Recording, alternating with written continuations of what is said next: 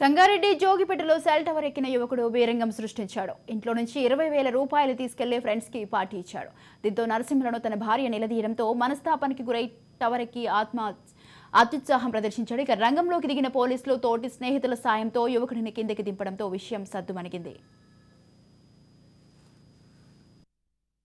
ఆమెకు కొంచెం డబ్బులు ఇచ్చేది మేము ఆయన దగ్గర డబ్బులు ఉన్నాయని తెలిసేసరికి ఆమెకు డబ్బులు ఇప్పిద్దామని చెప్పి నాకు ఫోన్ చేసినాం. నరసింహునికి మా భర్తకు ఫోన్ చేస్తే ఆయన మొత్తం పైసలన్నీ ఖర్చు అయిపోయినాయి, ఇప్పుడు లేవు అని అంటే మరి ఎవరిని తీసుకొని మనం అది కారు వేసుకొని ఇంటికి వచ్చిండు.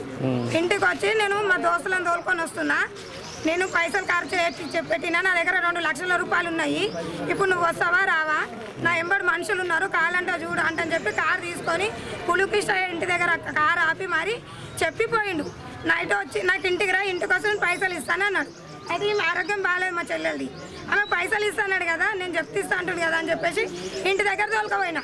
వీళ్ళందరూ కలిసి తాగిరంట. నేనేమన్నా ఏం తమ్మి మరి మీరు తాగిరంట కదా, మరి ఎట్లా మరి ఇప్పుడు పైసలు లేవు, మరి నువ్వు ఇప్పిస్తున్నావు కదా, నువ్వు పైసలు ఇప్పిస్తున్నావు కదా, పైసలు ఇప్పి పెట్టాను కూడా అన్న. రికార్డింగ్ కూడా ఉంది అన్నయ్య, బాగా చెప్తా, నేను పైసలు ఇప్పిస్తాక నువ్వు టెన్షన్ పడకు, నువ్వు హాస్పిటల్కి పోయి నాకు ఫోన్ చెయ్యు, ఏడున్నా నేను ఆ హాస్పిటల్కి కూడా నేను గూగుల్ పే చేస్తాను.